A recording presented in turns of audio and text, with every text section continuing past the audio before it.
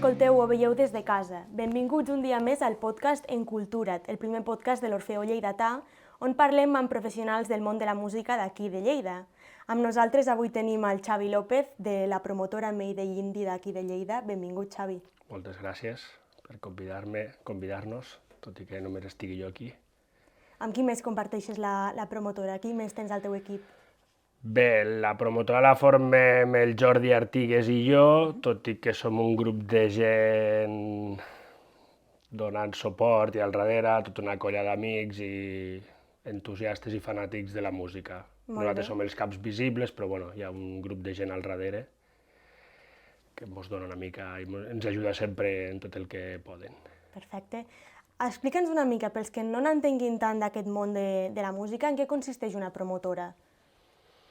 Bé, nosaltres el que fem és organitzar concerts, esdeveniments musicals, donar suport a altres persones o entitats que ens ho demanin o que vulguin que hi col·laborem.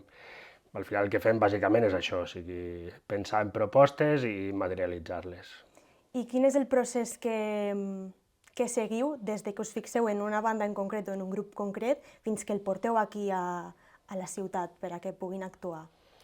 Bueno, nosaltres tenim una manera una mica característica de treballar. Nosaltres som una associació sense ànim de lucre, nosaltres tenim les nostres feines, ens guanyem la vida d'una altra manera.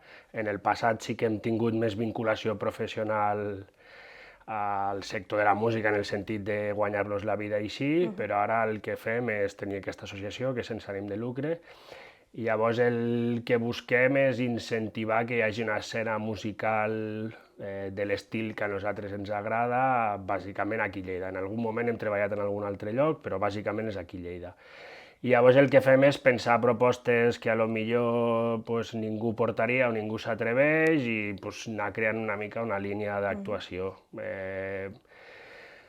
Depèn una mica, a vegades ens proposen bandes, a vegades som nosaltres que pensem volem portar això, volem portar l'altre, i llavors comencem a treballar per veure si és viable, perquè intentem que sigui algo sostenible per si mateix.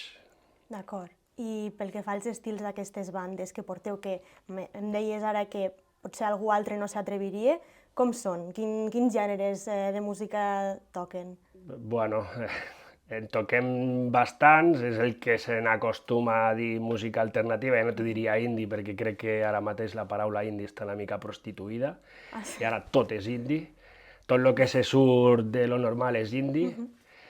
Bàsicament els estils que a nosaltres ens agraden és el punk, el shoegaze, el post-hardcore, el post-punk, bueno, hi ha diferents etiquetes i diferents vessants, però bàsicament seria una mica això.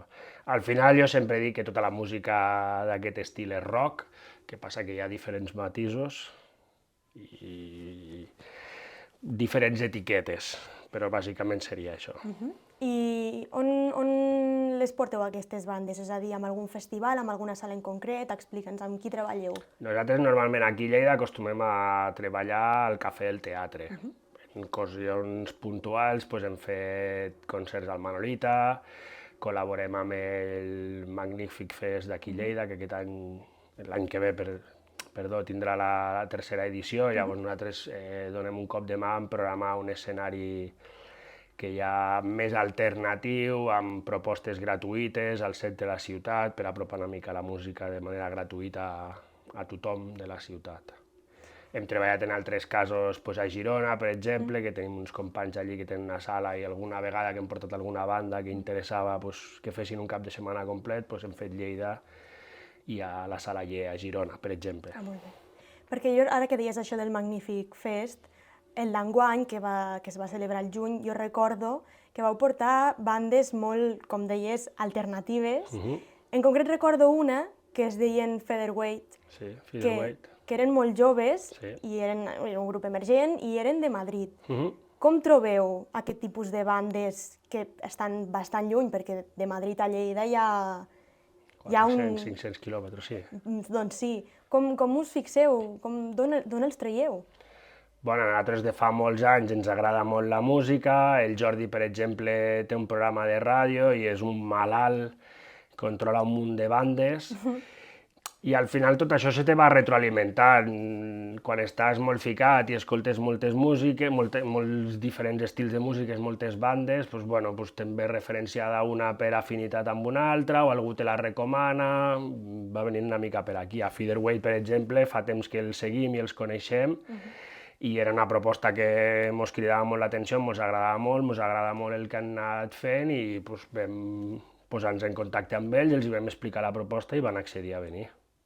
Doncs va quedar molt bé, jo mateixa hi vaig anar aquí al Casc Antic de Lleida per veure'ls. Després també... Me n'alegro, que t'agradi. Sí. Després també, per Lleida Music Festival, de fa només un mes, vau portar un grup de Japó, si no m'equivoco. No el vam portar nosaltres directament, el va portar el Cafè, sí, però sí, estava dintre la proposta del... És que el Lleida Music Fest, o sigui, al final som diferents activistes culturals d'aquí de la ciutat de Lleida, que sota el paraigües de la marca Lleida Music Fest fem una proposta una mica transversal, o sigui, hi ha diferents propostes, i el Cafè va portar Guitar Wolf, que és una banda japonesa, sí.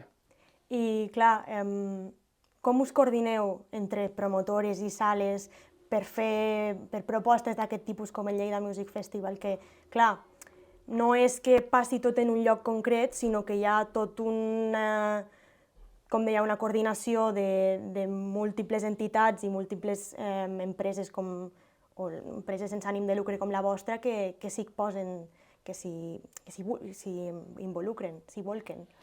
Bueno, al final aquí hi ha una feina molt llarga i molt continuada en el temps d'intentar coordinar-nos tots i aconseguir seure en una taula. Al final, el pas difícil ja està fet, que és intentar sentar-nos tots en una taula i deixar de banda els nostres interessos personals que pugui tenir cadascú, perquè al final aquí el que pretenem és això, o sigui, donar visibilitat a les propostes que se fan a la ciutat de Lleida, i aconseguir tenir una mena d'agenda única, que ens puguem parlar entre tots per no trepitjar-nos, perquè hi ha moments en què costa que la gent vingui a les propostes i te trobes a vegades que, clar, tu això ho penses, nosaltres hi ha propostes que tenim coses tancades per l'abril, ja ens estan començant a bellugar coses que igual per l'octubre de l'any vinent treballem a llarg plaç. Llavors, clar, tu penses ara algo per l'abril i resulta que als 3 mesos d'aquesta activitat, per allí al gener-febrer, te n'enteres que el mateix dia a la mateixa hora, una altra sala de la ciutat ha programat pel seu compte una proposta que és molt similar en estil a lo que estàs fent tu i dius, ostres, ara ens arribem aquí a barallar tots per lo mateix. Llavors la idea també ve una mica per aquí, d'intentar unificar, tenir una mena d'agenda comú en què puguem, posar-nos una mica... No posar-nos pedres entre nosaltres, ja costa una mica a vegades bellugar la gent, que si t'has de barallar pel mateix tipus de públic ho complica una mica. Clar, però això és important, la comunicació, com deies, entre vosaltres, perquè tots hi sortiu guanyant al final, no? Correcte, sí. Alguna vegada heu intentat portar un grup o alguna banda i per X o per Y raons ha sigut impossible i ho heu intentat i no ha sorgit? És el més habitual, sí. Sí? Per què? Què sol passar? Bueno, perquè no sempre tothom entén la proposta que els hi estàs fent, no tothom vol entrar a entendre com treballes tu, no tothom vol entendre que això és una ciutat petita que té una capacitat limitada d'atreure públic, no tothom te compra el relat i l'argument, no passa res, o sigui, si tot el que volguéssim fer ho poguéssim fer, potser seria massa fàcil, no sé. És una mica frívol el que he dit, però me vinc a referir que, bueno, o sigui, el món és així, hi ha competitivitat, no sempre és viable, no sempre te fiques d'acord. Nosaltres intentem explicar i que l'argumentari que donem i les nostres motivacions i les nostres raons siguin tingudes en compte, però no tothom està disposat. Si tu vols guanyar 2.000 euros i jo no te'n puc oferir 1.000, estem molt allunyats. Intentem arribar a un punt d'entesa i que tu entenguis que potser si t'estic oferint 1.000 euros és perquè no li veig capacitat de que això pugui anar més, però tu no vols baixar del burro i tu consideres que tu has de guanyar 2.000 euros, que és totalment respectable, doncs perfecte, no ens podem posar d'acord, no pots venir, no podem aconseguir que vinguis, no passa res. Bueno, al final es tracta d'això, no? De negociar una mica... És la llei de l'oferta i la demanda, doncs sí. Bé, ja per acabar, Xavi, explica'ns o avança'ns qui vindrà properament, que hagueu portat vosaltres aquí a Lleida. Nosaltres ara mateix tenim programat a Mujeres, per exemple, pel 9 de febrer, al Cafè del Teatre. Estan fent la gira de presentació del seu nou treball. Van venir al Magnífic, però aquesta edició del 2023 no, a la del 2022. A la primera, no? Bueno, realment era la segona, però era la primera amb el format aquest nou que hi ha hagut. Però sí, o sigui, tècnicament era la segona. I la setmana abans, per exemple, el 2 de febrer, portem una banda argentina que es diuen Bestia Bebé, que estan de gira per Europa i els portarem aquí a Lleida. I on els podrem veure? També al Cafè del Teatre, perdó. Al Cafè del Teatre.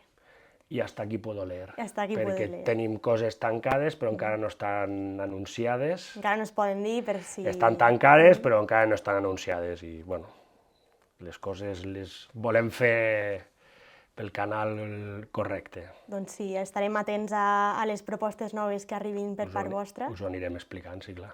Doncs moltes gràcies, Xavi López de Mayday Indie, per ser avui aquí amb nosaltres. I vosaltres, els que ens escolteu o veieu des de casa, ja sabeu el que heu de fer. Estigueu atents a les xarxes socials i al YouTube i a l'Spotify, sobretot de l'Orfeó Lleidatà, perquè ben aviat tornem amb més convidats i més música. Fins aviat. Gràcies a tots.